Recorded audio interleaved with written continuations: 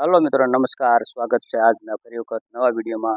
તો દર્શક મિત્રો, આજે આપણે એક એવા સંતની જગ્યાએ આવી ગયા છીએ જે ઘોઘાવદર ગામ નાનું છે મિત્રો, નામ મોટું છે એવા સંત શ્રી દાસી જીવન સાહેબને ત્યાં આપણે આવી ગયા છીએ, જે એક સમયના આપણા સૌરાષ્ટ્રના મીરાબાઈ તરીકે પણ ઓળખાવામાં આવે છે એવા જે સંત, મહાન સંત એવા શ્રી દાસી જીવન સાહેબની જગ્યા પર આવી ગયા છીએ, જે ગોંડલથી લગભગ 8 કિલોમીટર દૂર છે અને રાજકોટથી 50-55 કિલોમીટર દૂર જે દાસી જીવન સાહેબનું સમાધિ સ્થાન કહેવામાં આવે છે એવા ત્યાં આવી ગયા। તો મિત્રો, આવો આપણે દાસી જીવન સાહેબના ઇતિહાસ વિશે થોડી વાતો કરતાં કરતાં દાસી જીવન સાહેબનો દર્શન કરાવીશું અને તેના પરચા પણ વાત કરીશું। તેનું જૂનવાણે મકાન છે એ આજે પણ એમનામ જ છે એવું ને એવું જ છે મિત્રો, તો એનું પણ આપણે દર્શન કરીશું। એનું રહેણી કરણી સંપૂર્ણ મિત્રો આ વિડીયોમાં માહિતી આપશું મિત્રો, વિડીયોમાં જોડાઈ રહેજો। તો છે ગોંડલ આટકોટ રોડ છે અને અહીંયા આપણે આવી ગયા છીએ દાસી જીવન સાહેબના સમાધિ સ્થાન જે જગ્યા ઘોઘાવદર, અને આપણે જઈશું અંદર અને જીવન સાહેબના ઇતિહાસ પરચા વિશે પણ મિત્રો આપણે વાત કરીશું। તમે જોઈ રહ્યા છો તો દર્શક મિત્રો, હવે આપણે જઈ રહ્યા છીએ શ્રી દાસી જીવન સાહેબનું સમાધિ સ્થાન છે ત્યાં દર્શન કરવા, અને ત્યાંનો પણ આપણે સંપૂર્ણ માહિતી મિત્રો મેળવીશું। જય જીવન। તો મિત્રો, તમે દર્શન કરી રહ્યા છો શ્રી દાસી જીવન સાહેબ, અને ઉપર શ્રી કૃષ્ણ ભગવાન પ્રતિમા મૂર્તિ લગાવવામાં આવી છે, છાપ લગાવવામાં આવી છે, જે દાસી જીવન સાહેબ કૃષ્ણ ભગવાનના ભક્ત હતા અને એ આપણા સૌરાષ્ટ્રના મીરાબાઈ પણ તરીકે પણ ઓળખવામાં આવે છે।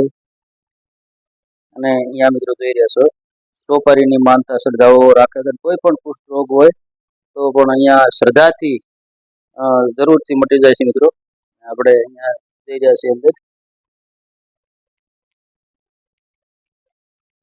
ઉપર મિત્રો જોઈ રહ્યા છો કૃષ્ણ ભગવાન છે અને દાસી જીવન સાહેબના ધર્મપત્ની છે આપણી ડાબી બાજુ, પછી પૂજ્ય દાસી જીવન સાહેબ છે, આપા ગીગા સતાધારનો પણ અહીંયા બેઠક છે, દાસી જીવન સાહેબના પુત્ર દેસળ ભગત પણ છે। તો આ રીતે મિત્રો અહીંયા આપણે દર્શન કરી રહ્યા છીએ શ્રી દાસી જીવન સાહેબના।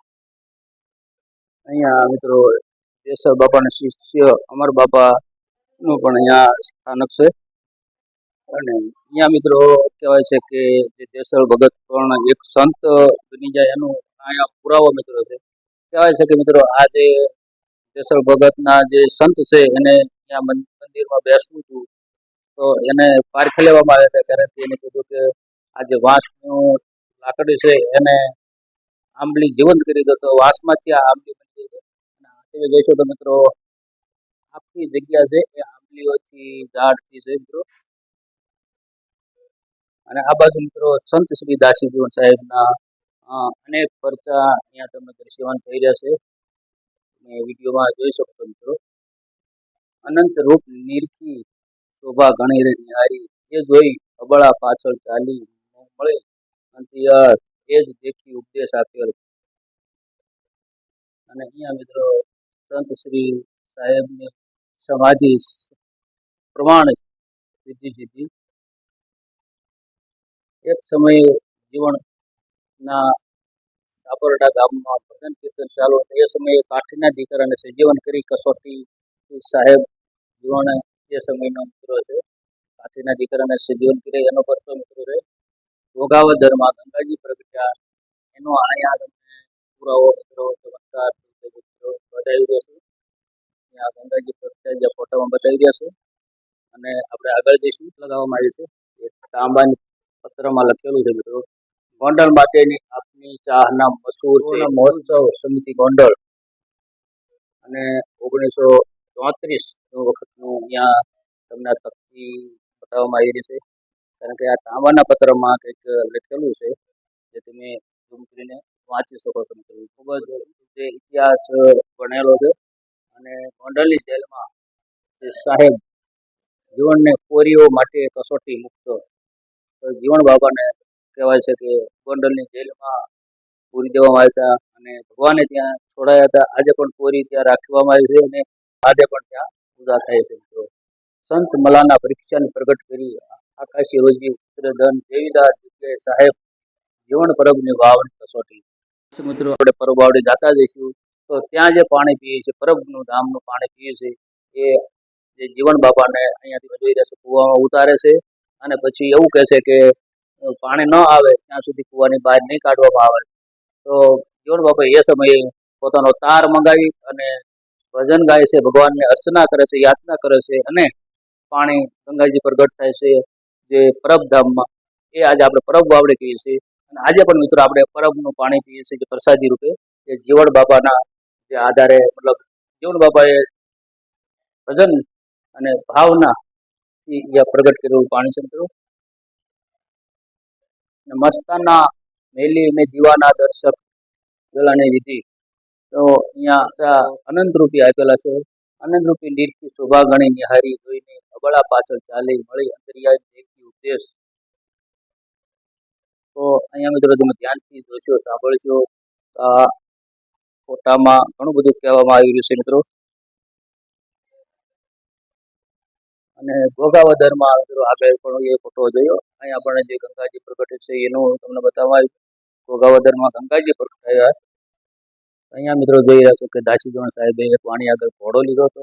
ઘોડાના રૂપિયા આપવાના બાકી હતા પણ દાસી જીવણ સાહેબ પાસે પૈસા હતા નહીં. એ સમય કંઈક ચમત્કાર થયો અને જે દંપતી તમે જોઈ રહ્યા છો એ બાંધા પૂરી કરવા જાય છે ઘોઘાવદર. એ દરમિયાન જે રૂપિયાનો થેલો ત્યાં મૂકે છે અને આ રીતનો પરચા મિત્રો અનંત પરચા છે જીવણ સાહેબના. દર્શક મિત્રો આપણે આવી ગયા છીએ બહાર જીવણ સાહેબની જગ્યામાં. જોઈ રહ્યા છો આંબલીથી આખો જે દાસી જીવણ સાહેબનું જે સમાધિ સ્થાન છે ફરતી બાજુ મોટે ભાગે આંબલીઓ જ દેખાય છે. કારણ કે આ એક ચમત્કારિક આંબલી છે દેસર ભગતે જે પરચાની આંબલી કહી શકાય. અને મિત્રો આપણે જઈ રહ્યા છીએ જ્યાં દાસી જીવણ સાહેબે ગંગાજી પ્રગટાવ્યા હતા એ ત્યાં કૂવામાં. તો આ કૂવો છે મિત્રો તમે જોઈ રહ્યા છો. અહીંયા જીવણ સાહેબે જે ઘોઘાવદરમાં ગંગાજી પ્રગટાવ્યા હતા એ આપણે દર્શન કરવા જઈ રહ્યા છીએ મિત્રો. હાલમાં આ કૂવો પાણી આજે પણ ખૂટતું નથી. કોઈ પણ દુષ્કાળ હોય, ગમે એવો દુષ્કાળ હોય, આમાં પાણી ખૂટતું નથી મિત્રો. મિત્રો હવે આપણે જઈ રહ્યા છીએ દાસી જીવણ સાહેબના જે પોતે એમાં રહેતા હતા, ભજન કીર્તન કરતા હતા એ મકાને જઈ રહ્યા છીએ. જીવણ સાહેબના જૂનામાં જૂનું મકાન આજે પણ અહીંયા જાળવણી કરીને સાચવી રાખવામાં આવે છે. દાસી જીવણ સાહેબની જન્મભૂમિ, જગાભાઈ દાફડા પરિવાર, એના કુળના મિત્રો આ જીવણ સાહેબ છે. અને દર્શક મિત્રો આ જે મકાન છે બનાવતા એ વખતે આજે તમે જોઈ રહ્યા હો આડહર કહેવામાં આવે છે જે વચ્ચે મૂકે છે. પણ એવું કહેવામાં આવે છે કે આડહર જ્યારે લાવીને મૂકવામાં આવે ત્યારે ટૂંકું પડ્યું અને ત્યારે જીવણ સાહેબને કહેવામાં આવ્યું કે આ આડહર તો ટૂંકું પડ્યું. ત્યારે જીવણ સાહેબ કે એવું બને નહીં અને કીધું કે ભાઈ આ આડહરને ફેરવીને મૂકો. તો બધા હસવા માંડ્યા મિત્રો. હસતા હતા કે ભાઈ આ ફેરવવાથી લાકડું થોડું કે મોટું થઈ જાય. પણ જીવણ સાહેબે જીદ કરી કે તમે ફેરવીને મૂકો તો ખરા. જ્યારે મૂકવામાં આવ્યો ત્યારે બંને બાજુ આ રીતે મિત્રો દોઢ હાથ બે હાથ બહાર નીકળી. આ સાઈડ પણ છે ને ઓલી સાઈડ પણ છે. તો આ એક મિત્રો ચમત્કાર કે પરચાનું કહી શકાય, જીવણ સાહેબનું શ્રદ્ધા કહી શકાય.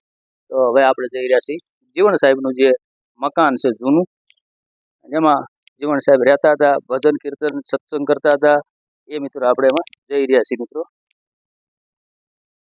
અને અહીંયા મિત્રો જોઈ રહ્યા છે શ્રી સંત શ્રી જીવણ સાહેબ જન્મસ્થળ ઘોઘાવદર અને એની ધજા ફરફરી રહી છે ઘોઘાવદરમાં. મિત્રો આપણે જઈ રહ્યા છીએ મકાનમાં. અત્યારે તો જાળવી એવું બધું રખાઈ ગયું પણ જે મકાન અંદરનું છે આજે પણ જાળવણી કરી દેવામાં આવી છે. તો અહીંયા મિત્રો જોઈ રહ્યા છો જે દાસી જીવણ સાહેબનું જે માનતા રાખવામાં આવે છે શ્રદ્ધાળુઓ, તો એમના ફોટા છે. ઘણા બધા ફોટા અહીંયા હોય છે મોટે ભાગે, પણ ચોમાસું આવે પછી ધીમે ધીમે વધી જાય તો આ ડાળા થાય ને તો નદીમાં પધરાવી દેવા આવે છે મિત્રો. અને આ છે દાસી જીવણ સાહેબનું જૂનું મકાન. આજે પણ જોઈ રહ્યા છો મિત્રો દેશી નળિયાનું આ રીતે બનેલું છે મિત્રો.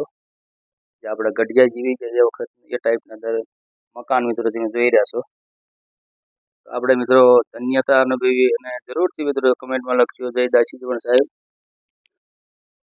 અને મિત્રો શ્રદ્ધાળુ એવું પણ કહેવામાં આવે છે કે આ હાકળ છે એ પોતાની આંખે અડાડે છે.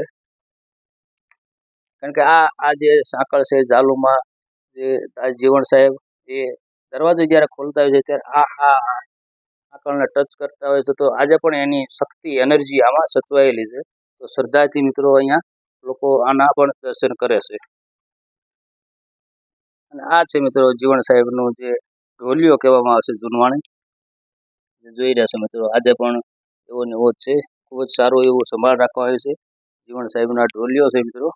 અહીંયા બેસતા હતા અને આરામ પણ અહીંયા જ કરતા હતા. ભજન કીર્તન અહીંયા કરતા હતા. અને મિત્રો અહીંયા છે મિત્રો જે રામસાગર કહી શકાય મિત્રો, જીવણ સાહેબનું ભજનનું જે વાજિંત્ર આજે પણ અહીંયા સચવાયેલું છે મિત્રો. અને આ છે મિત્રો જે ઘોડા પર બેસે છે એનું જે બેઠક છે, ઘોડા પર રાખીને જય જીવણ સાહેબ. અને અહીંયા જીવણ સાહેબ પ્રતિમા લગાવવામાં આવી છે, મૂર્તિ લગાવવામાં આવી છે, શ્રદ્ધાળુ લોકો દર્શન કરી શકે. જોઈ રહ્યા છો મિત્રો, જે આ લાકડું બહાર મેં તમને બતાવ્યું, લાકડું આજે પણ એવું ને એવું જ છે મિત્રો. જોઈ રહ્યા છો, એક ચમત્કારિક લાકડું છે મિત્રો. દર્શક મિત્રો, આશા રાખું કે વિડીયો ગમ્યો હશે. અને અહીંયા આપણે આજનો દાસી જીવણ સાહેબનો વિડીયો પૂરો કરીએ છીએ. હું અહીંયા દર્શન કરવા આવ્યો હતો, ઘણી વખત હું આવું છું. અને આને પહેલાંના આપણે 2-3 વિડીયો પણ મૂકેલા છે, સંપૂર્ણ ઇતિહાસ વ્યવસ્થિત મિત્રો અહીંયાના પૂજારી બાપુએ આપેલો છે. તો એ વિડીયો પણ જોવા વિનંતી. અને અહીંયાનો વિડીયો મિત્રો પૂરો કરું છું. બધા મિત્રોને ખૂબ ખૂબ આભાર. જય શ્રી દાસી જીવણ સાહેબ. હર હર મહાદેવ.